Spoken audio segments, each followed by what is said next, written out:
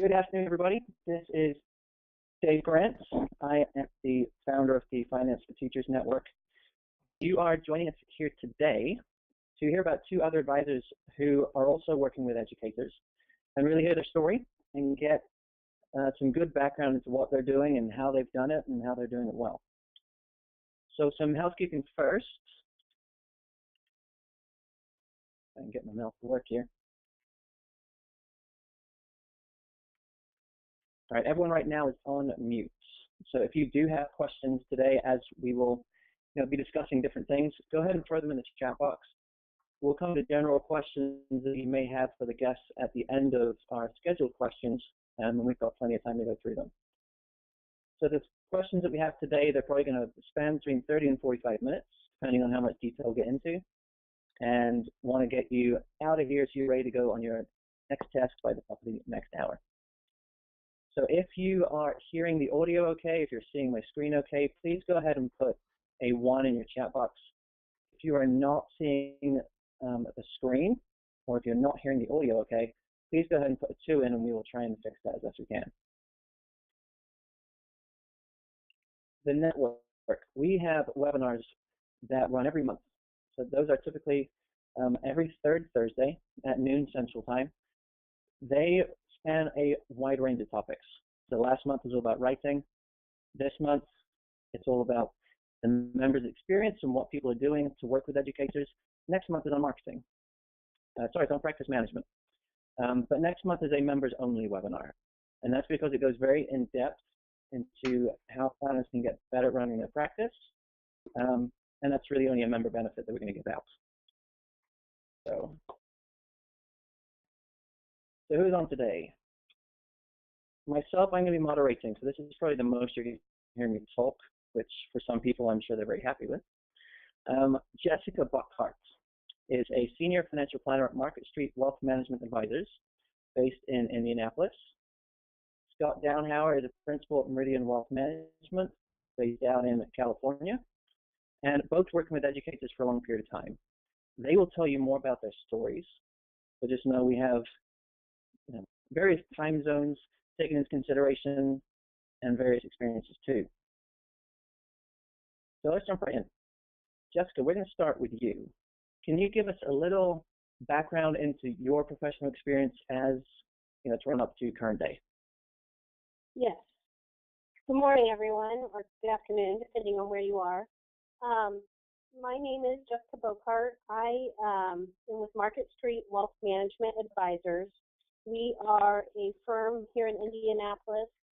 Have about 225 households that we manage, and manage about $235 million for our clients.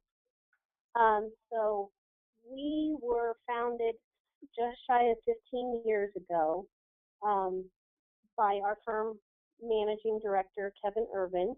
He is still very affiliated with the firm and involved day to day, still 100% full owner. I joined Market Street in 2006 as the first employee. Right out of college, I went to Purdue University and received a degree in financial planning and counseling, and then set for the CFP exam in 2007, and then earned all of my needed education and became an official CFP in 2009. So I have fairly short background because I've only been with one firm. We currently have 11 team members, and we have 4 primary advisors with 3 paraplanners or junior advisors and 2 administrative assistants. Thanks, Jess. And Scott, same question. Well, my background, a little different. I actually started out in the brokerage industry. I worked for most of the big brokerage firms right out of college. Went to work for Merrill Lynch. From Merrill Lynch, went to Smith Barney, which became Solomon Smith Barney, Citibank, owned them. And then I moved over to Morgan Stanley, I think all four of those companies are now consolidated in just two. And it was after being at the brokerage firms for 3 or 4 years and observing the advisors that worked there. I was in the process of getting my CFP at the time. It became very apparent to me that working at a brokerage firm is not going to really uh, be in my client's best interest. So I ventured out, left the brokerage firms in 2001, right after I got my CFP, and started my own company, Meridian Wealth Management. And it's just me. I'm a solo practitioner. Have been since '01. I don't, at this point in time, plan on adding any other advisors. In terms of assets under management, it's probably 50, 60 million. I guess I'll be doing those numbers here as I report to the SEC or to the state here soon. But I have a lot of hourly clients as well.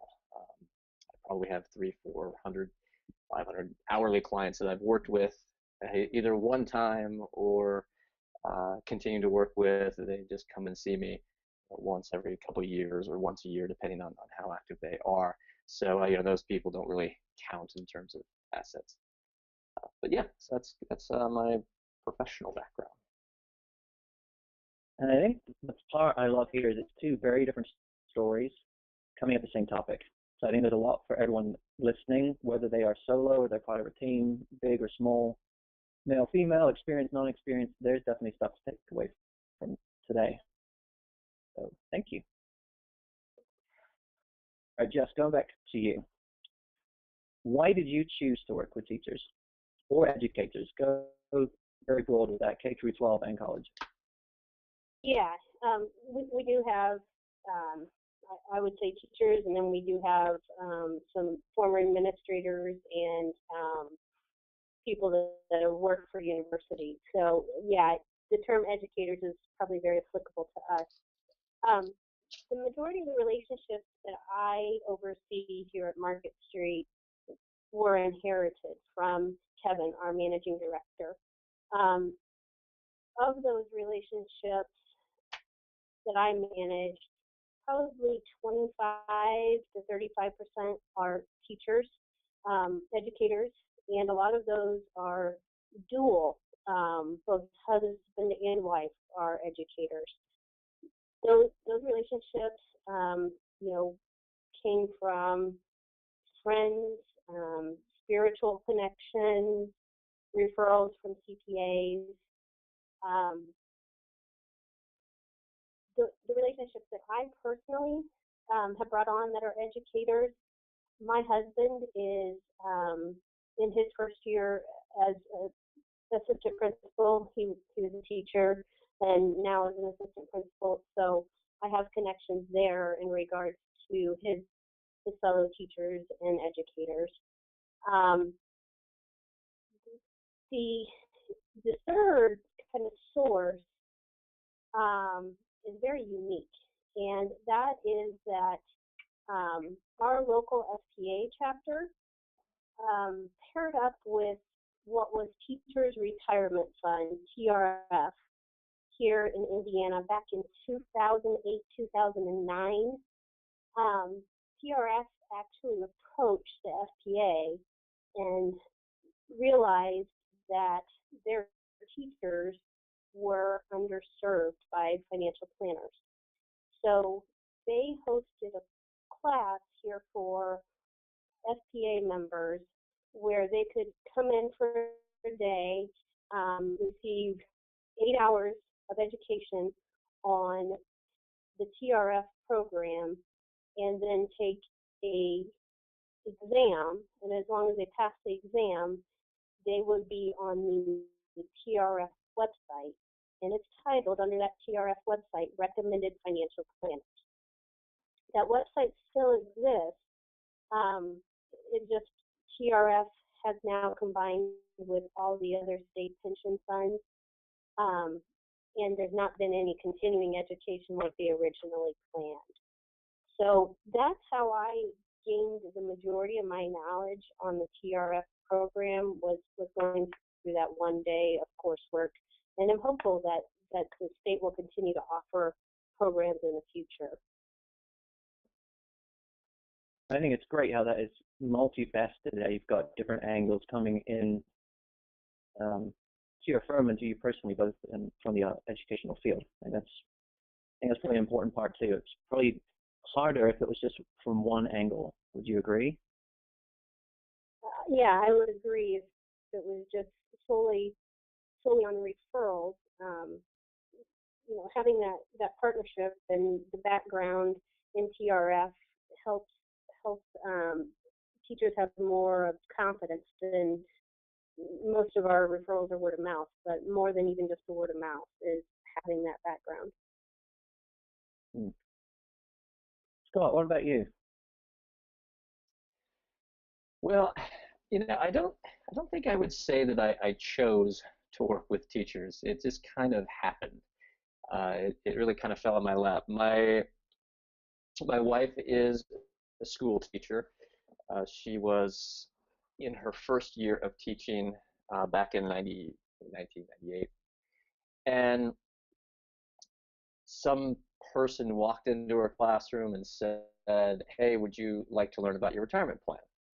And at the time I was working for Morgan Stanley, and my wife said, "Yeah, I'd love to, but I'd like my husband to listen to it, find out about it as well." So I was interested, so we scheduled an appointment in my wife's classroom. So I went down there, and about 5 minutes into the conversation, and by the way, the gentleman had introduced himself as from the district and from CalSTRS. CalSTRS stands for the California State Teachers Retirement System. So he had insinuated that he was sent by the district and by the state teachers retirement system. But about 5 minutes in the conversation, I realized that he was attempting to sell us financial products, specifically equity indexed annuities, which at that point in time I hadn't really encountered much. And but as soon as I realized that he was lying, I asked him to leave. I said, do you actually work for CalSTRS? Do you actually work for the district?" And he kind of hemmed and hawed and, kind of danced around the topic. "Well,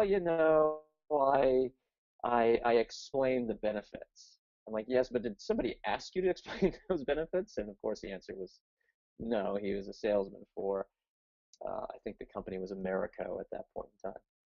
So I asked him to leave, and it just kind of got me curious. So I called the district and said, "Hey, what is your 403B plan?" And they faxed me this piece of paper, and it was just very confusing. So I just said, "Forget it. I don't even want to deal with it." But it wasn't long after that one of my wife's colleagues had been sold some stuff, and she asked if I could take a look at it. And I said, "Yeah, sure, why not?" So I went there, took a look at what she'd been sold, and of course here it was again, this equity indexed annuity product. What is an equity indexed annuity? So I did some research into the specific product and into equity indexed annuities in general, and I didn't really like what I found. Especially with this product, it had a 20-year surrender period and surrender charges that started at 18%. I thought that was a little excessive, and the more I dug into the product, the more I realized that the promises made, which by the way were 12% returns. I don't know how they could make that promise, but they did. They said this product will probably return around 12%. This product would never return more than 2% a year. It would be very lucky if it ever exceeded 2%. That really angered me, and I decided to find out if this was normal. Is this an exception? Is this just something that happens in this district or at this particular school? And so I started digging into it, and the more I dug into it, the more I learned how incredibly weird the 403B market was and continues really to be. And that this was actually the norm. The norm was insurance agents selling junky products to unsuspecting public school employees. That was the norm. And so it just made me so mad. I decided to do something about it. And become kind of an activist, and that's where I jumped on the internet, found 403bwise.com, which is a great resource. Joined the discussion board, jumped into the discussions, and got to know people on there. And that's really where my work started in terms of um, kind of deciding to work with teachers. I thought, well, this is an interesting niche. I don't see any fiduciary advisors doing it. My wife's a teacher. My mother-in-law is a teacher. Uh, Maybe this would be a good niche for me to get into and help out. Not only can I do good for these people, but maybe we can improve things in the 403b market as well. Maybe we can make the market itself better. So those are the kind of the events that led me to working with teachers. I think people, I don't think they can miss your passion in what you just said there. And having known you for a while, I think that runs deep. I think one thing that's interesting is whenever you talk to, an advisor in this education space, I found that the closer it gets to home, the more passion people have for working with this. If they have a spouse or if they have a family member that has been on the wrong end of an investment product from a 403b company, the passion goes so deep to fix this problem that it kind of takes a mind of its own. Yeah, it does. And then even when just if you have kids, these kids are going to be taught by teachers, and you really you start humanizing the teachers more when you see them as your child's uh, instructor, the one who's going to help them get from point A to point B. And so you start thinking to yourself, man, we should do more for these people, considering how much they're doing for us. So yeah, I agree with you. Agreed. Okay.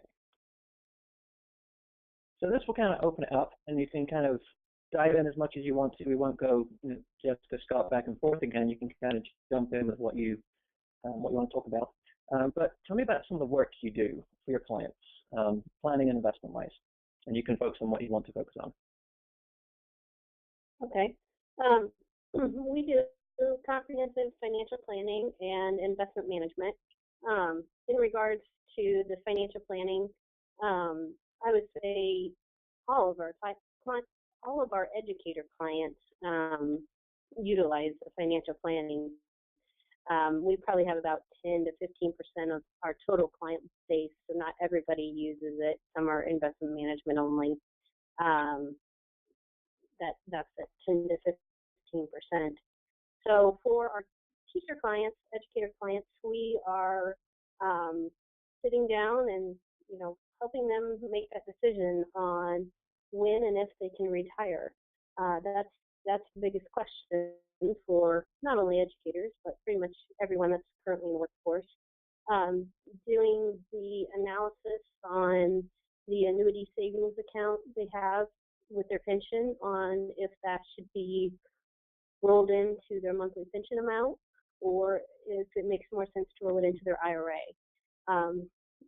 That calculation is changing. That's one way that the state is trying to, kind of make sure that the pension fund continues to be funded. Some teacher clients we're working on debt payoff strategies. It seems that a lot of our educator clients have inheritances. I know we'll go into this with later questions, but inheritances tend to be available in the educator clients because they are typically very conservative investors as well as spenders. So it's tended to be passed down generation by generation, at least from what I've seen, that they don't require a lot to spend on their day-to-day living expenses. We're also doing a lot of insurance analysis. We don't sell insurance, but we sit down with clients and rerun their financial plan with losing their spouse to determine if there is enough life insurance for the surviving spouse. We're also making sure they have their estate documents in place and doing tax projections, especially if they retire, in their late 50s, early 60s. Then we'll determine if it makes sense for them to do Roth IRA conversion. I think one thing that you mentioned there that is going to be very state specific is looking at the pension. Because I know as soon as, being in Illinois, there is no option to roll over your pension to any type of account. It's pretty much you earn it and you get paid for the rest of your life. And as soon as you cross state lines, all that analysis changes. And it's now a case of, okay, well, what state rules are we looking at? I know having worked with someone in Kansas, it's very much a, do you want to roll it all? Do you want to do a lump sum? Do you want to leave it? Do you want to do half and half? And that's that. It's very state specific, which I think is a very important thing to realize. If you're going to be working with educators across the country, you're going to have to know a lot of options depending on what state they live in. Correct. Yep. Yeah, absolutely. And that's the defined benefit plan is so central. And that's one of the differences of working with educators. It's, at least in the public schools, and what's kind of cool is you actually have this built-in income stream that's likely going to happen no matter what. And I realize people in private industry have Social Security, which is kind of similar, but knowing the DB plan is really one of the most important things that you can do for your clients, and it can take some time. Jessica said that she spent 3 or 8 hours, I don't remember, just in that one-time session with the state teachers retirement system. I can attest. It can take some time learning each individual defined benefit. When you've seen one defined benefit plan, you have seen one defined benefit plan.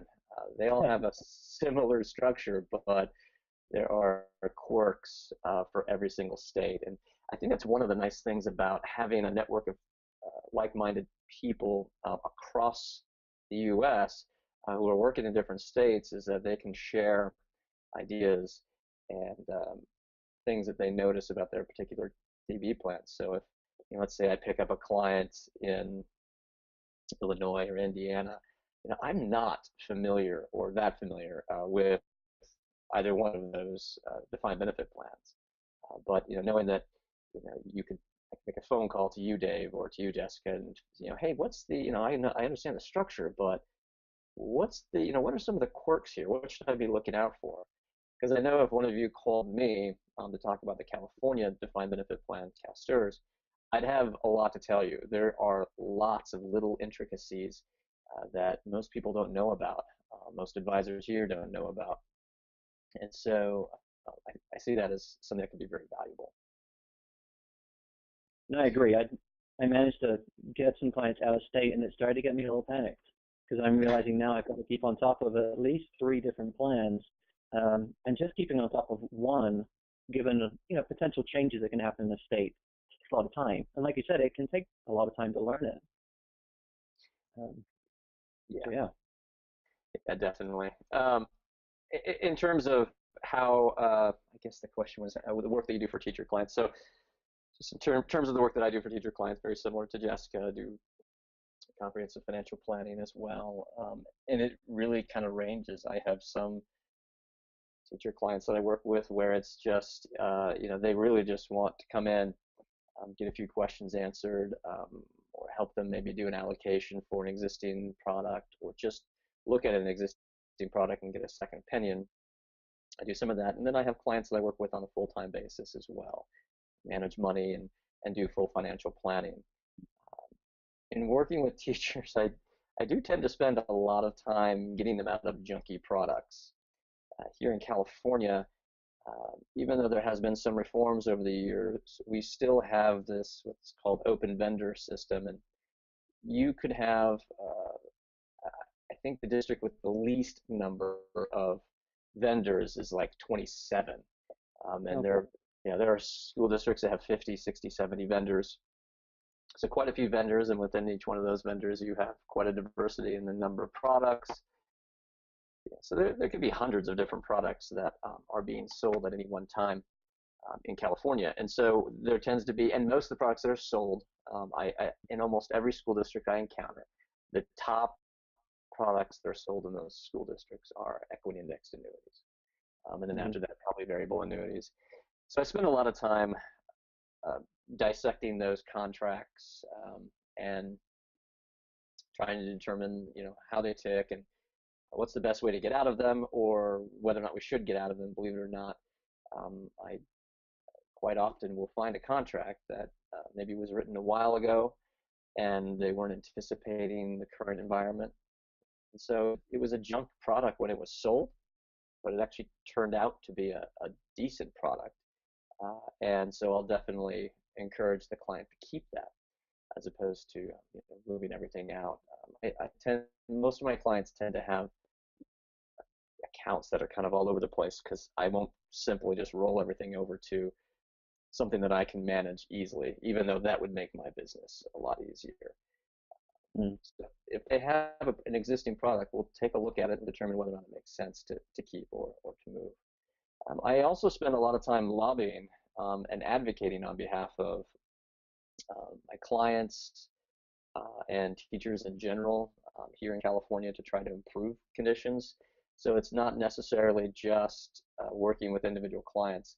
The lobbying part doesn't really pay very well.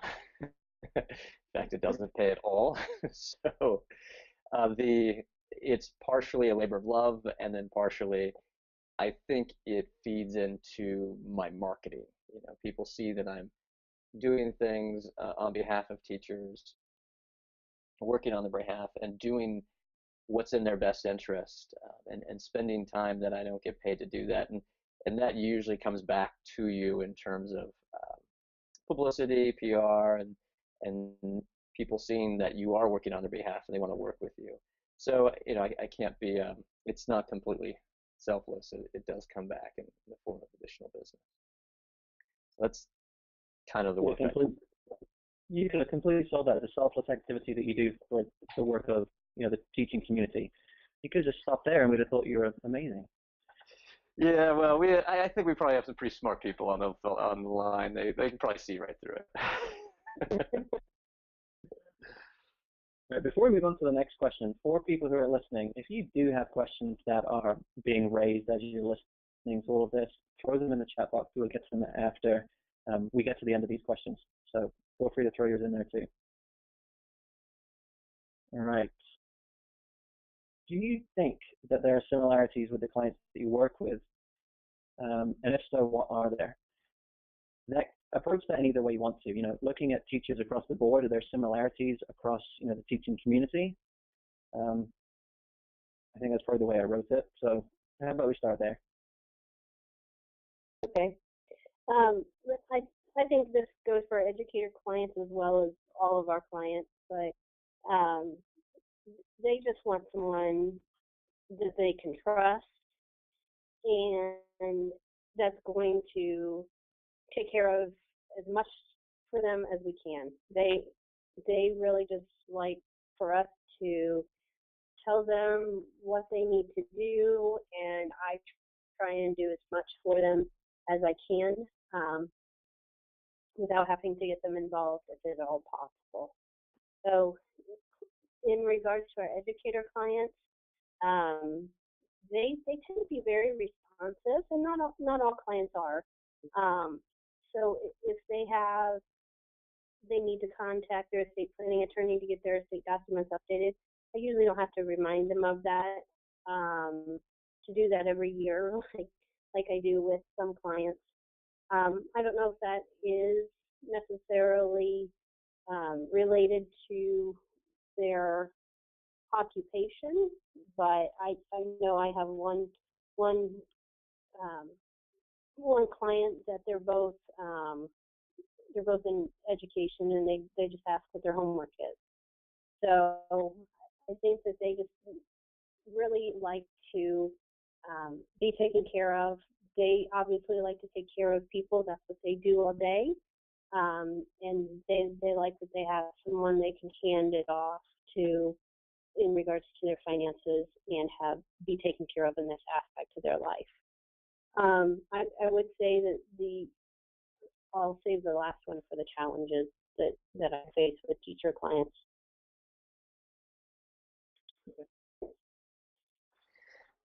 I guess I'd say that I think there's just as many similarities as there are differences, but the one thing that stands out obviously for the similarities are two things, are the retirement plans that they offer. The vast majority of teachers, at least if we're talking K-12, not necessarily on the university level, but K-12, they have defined benefit plans.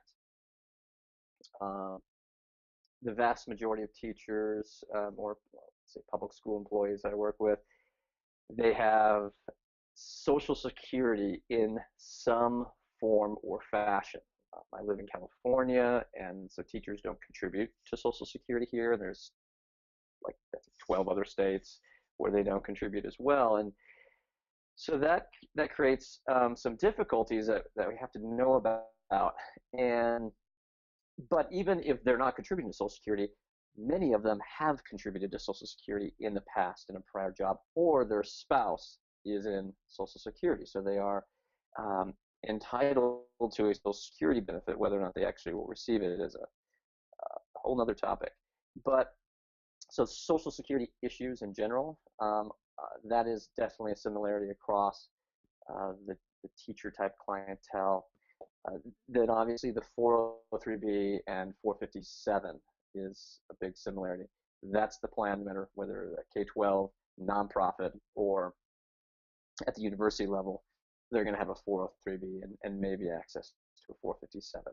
And for the most part, the issues that surround the 403B are poor vendors, not very good vendors. Almost everywhere you go, the difficulty for advisors is finding something you can work with within that vendor list. And I know Dave, he kind of just eschews the vendor list completely and says, forget about 403B, let's do something different. But you are going to have clients who have 403Bs that can't be rolled over because they're under 59.5, and you need to see if there's something that they can get their money into. So even if you don't put new money into it, you have to deal with existing issues. So I mean, there's a lot of similarities in those respects with across the board. But then once you have isolated those similarities, there are they look just like regular private industry folks as well. Their spouse might work in the private industry, and they might have real estate holdings. They might have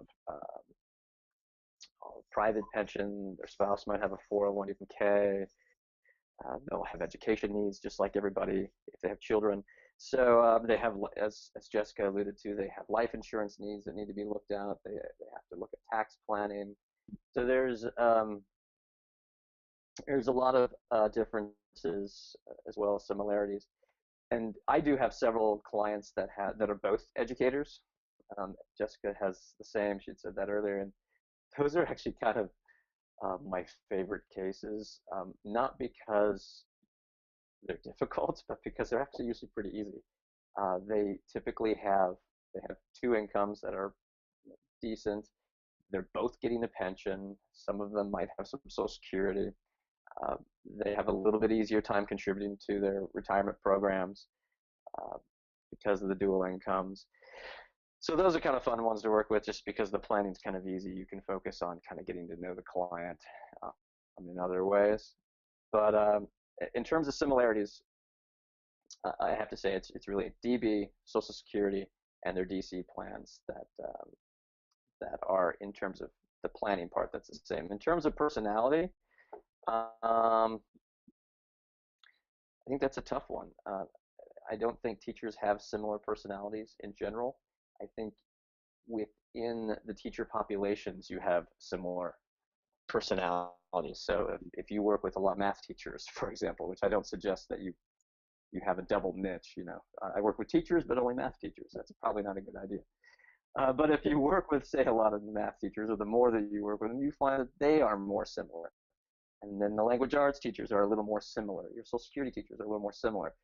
But you find that your science teachers are different than your English teachers. And I think that's also what kind of makes it fun. well. So hopefully that answers your question. Yeah, I think those are all great points. Um, and I asked this question to someone who works with a split of teachers and college professors the other day, just to gauge what different opinions advisors have out there. And she said that she puts teachers in one group and college professors in another. And I said, well, they're probably similar though, aren't they? She's like, no, they're nothing alike. Yeah. Teachers have a focus of teaching younger children, and they're working for their retirement and their flexibility of schedule. When it comes to the summertime and schedules free up, and they're working for that pension, and they're looking forward to retiring to spend time with family. Educators that are in the college field very much focus on human capital. They're continually learning. They want to keep researching their field. They want to keep, looking at different ways to impact their students and their profession, whatever way that is. It could be teaching, it could be writing, publishing textbooks, presenting around the country, but they're not primarily focused on retirement. They want to get better at what they do. And I was floored by that, because I had not heard someone put it that succinctly about the difference between a teacher and a professor. And I think that's important if you're going to work with either a teacher or professor, or your client base is split between the two. Understand that there could be a fundamental difference in how a teacher and a professor thinks and views their career. Yeah, no, I would completely agree with that. I put them in separate categories myself. They're just different marketplaces. Not only, as you talked about, personality-wise, but the markets are very different as well. The K-12 market is definitely more of the wild, wild west, whereas the university market is in the process of being tamed. It's no longer the wild west, and it's really what the future of K-12, I think, will be. So you tend to have fewer vendors, more institutional products. You have matches, less likely to have a DB plan. So you have a very different mindset. You typically have, at the university level, you're typically seeing the 403B, and if they have a 457, fully contributed to. The participation rates are much higher. They know about the 403B more because it is, in many cases, their primary retirement program. So not only on the personality side, but also on the structural side. Very different markets, very different ways to approach them. All right, we have a slew of questions coming in, so I want to kind of pick up the pace a little bit. All right, what challenges do you have with working with this clientele? I would say challenges really quickly are just they have a limited availability, especially both of you being married to teachers probably understand that during the business day, during school day hours, they're pretty much unavailable. So that would be somewhat of a challenge. I know my teacher clients tend to need to meet during their fall break, their spring break, winter break, or during the summer. So that also tends to be about the only time that my family can take trips as a group. So sometimes that's a challenge. The other is just meeting our assets under management schedule that our firm has is a pretty obvious challenge for our profession in general. We do use account aggregation so we can import their 403B balances, so that does tend to help. But that's an obvious challenge. As we all know, teachers aren't paid what we feel they deserve during their working years, but they typically have pretty nice pension plans that make up for the lower pay while they're working. And then other than that, just getting over that hump that they think that they are currently getting financial planning advice and that they're getting it for free when they're working with insurance brokers, brokerage firms in general. I think that is another challenge, is just understanding what we do different than a broker or an insurance agent does, which is not just a struggle with educators. I think that's a struggle with our profession in general. Well, I don't think Jessica could have said it any better.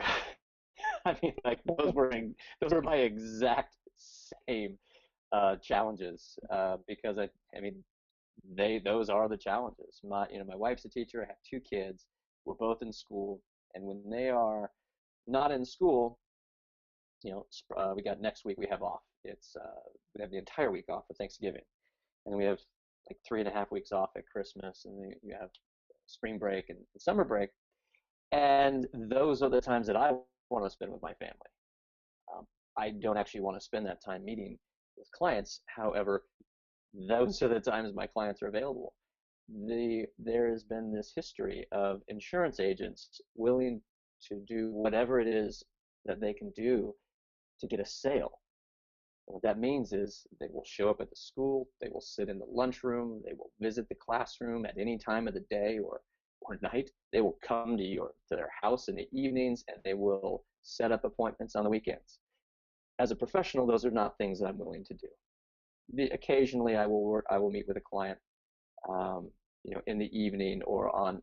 Yeah, I won't meet with them on the weekend, but I will meet with them on the evening if it works into my schedule. But I always make sure they understand it's an exception. So that makes it a little difficult, because you have these insurance agents who have for years trained these teachers that the agents should come to them, and they shouldn't charge anything. Everything should be free, and they should meet you where you are, and that can be a difficult obstacle to overcome, because we don't get paid a huge commission for going and meeting with somebody for an hour and selling them a product. It's a different service. If your job is to get someone to make a deferral or exchange from one 403 product to another, and you could potentially make $1,000 to $6,000 for that hour or that 2 hours, you have a different incentive, and we don't have that incentive. I'm going to get compensated on an hourly basis or a percentage of assets if they become a full-time client. And I don't want to spend my evenings and my weekends meeting with clients. That's my family time. So finding that balance is difficult, and getting the teachers to understand that it's this is different. You're not meeting with a salesperson. You're meeting with a professional. You need to treat this as important. So sometimes clients have to take some time off of work, or they may have to meet with me in the morning or over Skype on their lunch hour, and that's fine. The other things that were mentioned are also very true. I don't actually. The one other thing that I was going to mention that I think Jessica might not have said, although she mentioned the account aggregation, is you get a lot of kind of interesting accounts. So you get these 403Bs that you can't get rid of. You might not want to get rid of, but you still have to take into account when you're making recommendations. And so it doesn't exactly make it easy to streamline your business. If you're just trying to, that's why the robo-advisor thing will never work in the 403B industry, at least not for many, many years to come, because you can't really structure it that way. So it's a little bit more difficult. Technology is changing that. Account aggregation software is really cool. So I think the technology is going to make it a lot easier for advisors to work with this group of people, but there are a few things that make it a little difficult. There are. I would echo what you said. I've actually had to put office hours of one evening a week to accommodate people's schedules. I have to clear that true family first. But being married to Sarah, who is a teacher, she realizes that yes, from the hours of 8 or 7 to 3, I'm not here. I'm never available as a teacher. So I probably will need to meet you at night or at 4 o'clock in the afternoon. I think one thing I found is the level of financial literacy can be a challenge. The amount of time that goes into educating a client, sometimes on even the basics of what is a stock and what is a bond, that can take, or that can add a significant amount of time to planning and meetings just to make sure that the recommendations are understood. And that can be tough, especially when the time is limited as it is, and you're trying to fit it into an evening appointment when you really want to get back to your family. Yeah, that's true. As well as what Jessica said about the fees, because they're used to free products, and then all of a sudden we're charging them. So it's an education process to show them why what they were doing previously was not free. Yeah.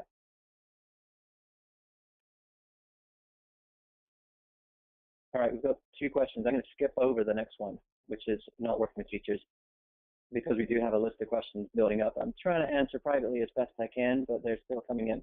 So if someone were looking to break into this niche, what advice would you give? In regards to what advice to give, things that you guys have started your own firms, I'm guessing you're going to have a lot more on this, just because since so many of the relationships I have inherited versus going out and gathering on my own. But I would say just high level, a few things that I found is that just being involved in the school corporations, with all of us having spouses in the school corporations, I'm sure you guys are, and especially with kids for Scott, that are in the school corporations, being active, going to fundraisers and sporting events and plays is just big. They like to, educator clients like to see people that are involved and care about children as much as they do.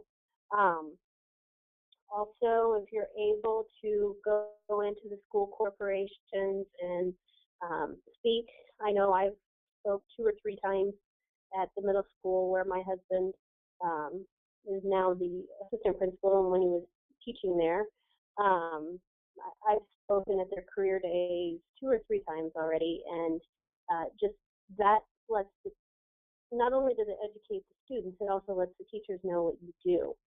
So it's helpful in just kind of getting your name out there. And if you can talk with the teacher associations and the business managers, sometimes those individuals are approached for teachers that are retiring on recommendations for their pension benefits.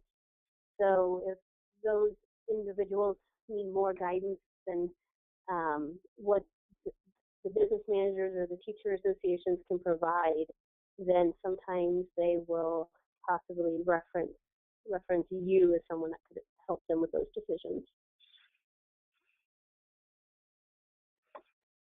I think I'd say, so a couple things, and the first one's going to be extremely selfish, but so read my book. It's actually not out yet, so you can't read it, but it's coming out hopefully January. It's called Wild West, Providing Fiduciary Advice to Public School Employees. So I think it's a good start. But in the meantime, I would go to, the way I got into this niche and really learned was through 403bwise.com. 403bwise.com is run by a buddy of mine, Dan Otter, and I just read everything that was written there. And then I went into the discussion forums and read, I mean, this was back in 2000, 2001, but I just got involved in the discussion forums and I'd read everything. And so there is actually a lot of stuff in those discussion forums. You can go back almost a decade and read a lot of threads to kind of see what are the different questions that educators have. How do they get answered? What are some of the issues that they're dealing with? I think that's a good way to get the background. In terms of really getting into the niche, Jessica had some fantastic advice, and I ended up working a lot or trying to get involved with the state teachers retirement system. And luckily I was successful in doing that. I actually now do consulting work for the state teachers retirement system and their defined contribution plan. So that helped, but learning the DB plan and knowing it and being able to explain it and talk about it is definitely something that you need to be able to do. I started out, and I wouldn't suggest this, but when I first started out, I held a series of dinner workshops because that's how the annuity agents did it. That's how they got a bunch of clients, was holding dinner workshops and then talking about the DB and stuff like that. That's an expensive route to go, and I don't think you need to do that.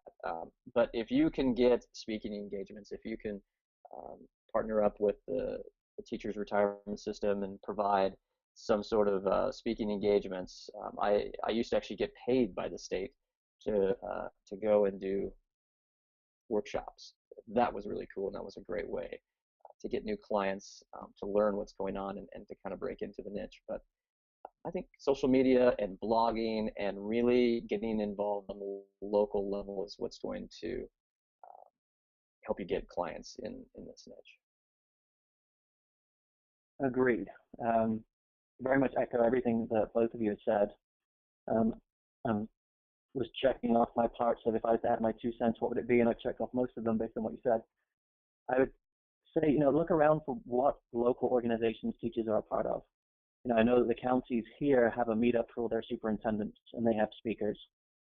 So contact their chair and see when the next speaking event is, and try and make some content appropriate to them.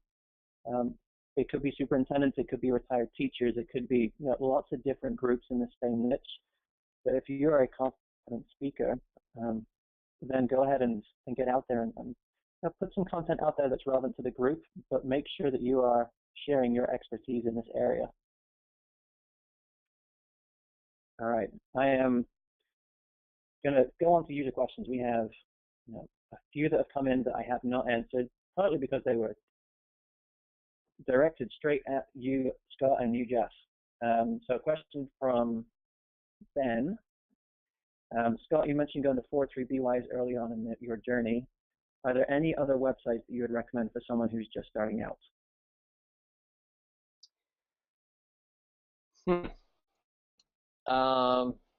Well, it's selfishly, you can check out my website, teachersadvocate.blogspot.com and meridianwealth.com.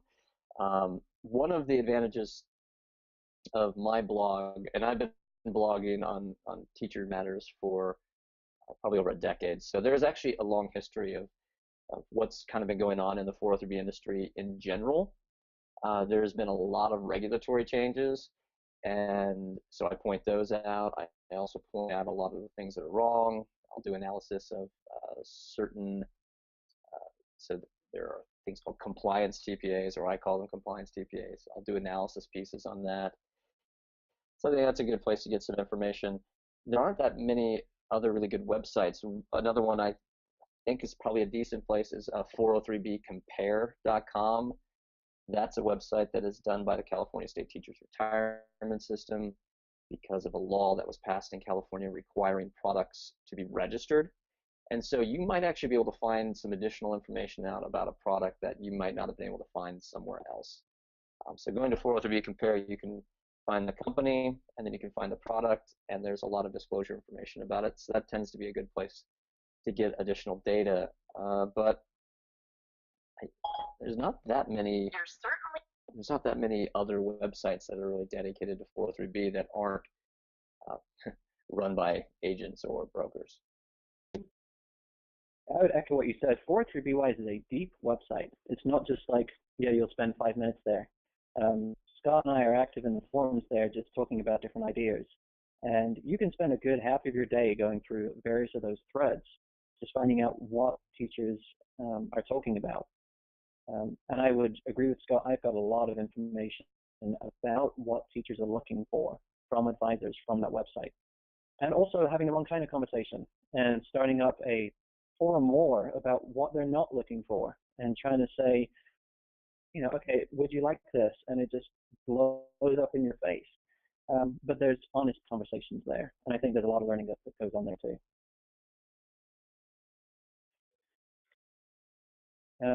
Question from John. Scott, could you share how much of your revenue comes from normal AUM versus monthly fees?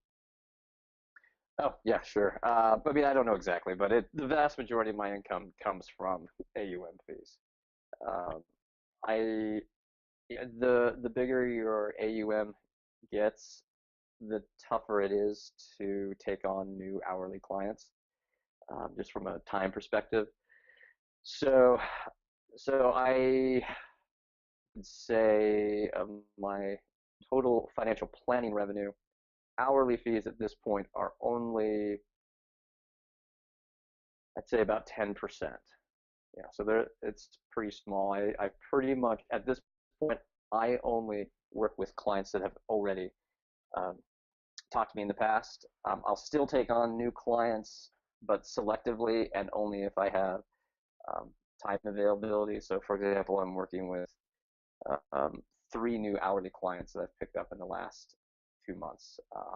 When I took them on, my schedule looked like it was fine, but it suddenly got really busy. So I'm kind of regretting taking at least all 3 on. So yeah, it's at first I started out hourly only. So I spent the first 18 months hourly only, and it was tough because you're starting out brand new, and then you're only getting revenue on an hourly basis. So that was a little tough. But I think it can definitely. I think you could do hourly only. I think the Garrett Planning Network is a fantastic place. I think you can do a combination of hourly and AUM, and I talk about these the different options in my book, as well as subscription type services. But for me, the way my business has evolved, um, it is mostly AUM, about 90% AUM and about 10% hourly. But that can vary depending on the year. Okay. All right. Final question that I'm going to pull out from the group, and this can be for both of you. How are you managing to incorporate 403B assets into a plan if you can't actively manage it? Like I mentioned, we can import 403B balances using our account aggregation software.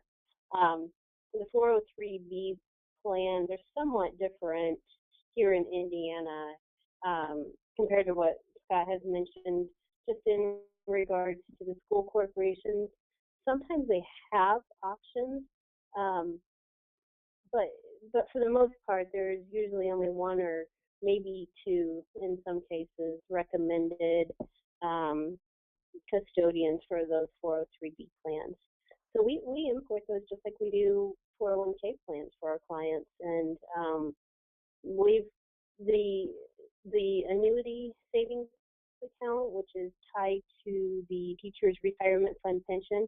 I think you could, until just a few years ago, you could only change the investment allocation on a monthly, maybe a weekly basis, but now you can change the allocation even daily, and the balances update daily. So we don't currently have any struggles with managing the 403B or even the annuity savings account balances. Yeah, and I'm similar. I mean, I use account aggregation software. Depending on the client and the plan, I may have a download for it. So, for example, TIA CREF, you can get downloads for many of the clients you have there. Others, you have to you do what you can. So you're going to manage. Maybe there's a 403B product that maybe it was inappropriate to be sold at the beginning, but like I've got a couple clients in Los Angeles who were sold an annuity product like 13 years ago, and it has a 4% guarantee. 4% guarantee in this market is pretty darn good. Insurance company is strong, so I'm not getting rid of that, and I just manage that as part of their overall allocation. This is part of their fixed assets. If it's a variable annuity, most of the time we're going to find a way to get out of it. However, there have been a few situations where, depending on how that annuity was written, it was advantageous to keep it because of the guarantees that were in it and what had happened in the market at that time. Generally, that's not the case. So if I don't have a portfolio download and they're what I call an ongoing client, it is more work. I, on a quarterly basis, will get a copy of the statement, enter in the transactions, or enter in the data into, I use Morningstar Office. and so that I can produce a quarterly report that has all their assets on it, the whole allocation, and that's kind of what we manage from. So it's not simple. It's not as streamlined as I think people would like it to be. You don't always have portfolio downloads, but it's doable. It takes a little bit of extra work, and then there are a few companies out there, TIA, Aspire, FTJ Fund Choice, who, if they're available in your school district, you might be able to use, say, Vanguard funds with them and actually get a portfolio download or have an advisor login where you can actually do the trades yourself. So the answer to that question also does depend on where you are at and what's being offered in that school district. I think that's a big caveat there. This question is very state specific. Some states have their own 403B plan just for the state. So it comes down to the fact, well, you can't actually manage that. You can monitor it, but you don't have any say in how that gets managed. I know from practice here, if there are a lot of vendors out there and there's ones that take your fancy in the fact that it's an open platform and it's reasonable fees, I have taken the bull by its horn and contacted all the reps locally and said, I will give you my clients on the platform if you take my investment advice. And one took me up on it and said, for sure, let's do it. And it's worked very well because it's open, everything is in Vanguard, and they know, my clients know that, okay, yeah, we're working with this guy, but everything is being driven by Dave. So this guy is just here out of convenience. So you can work around those types of things. The 403B can definitely lead to some interesting relationships. It sure can.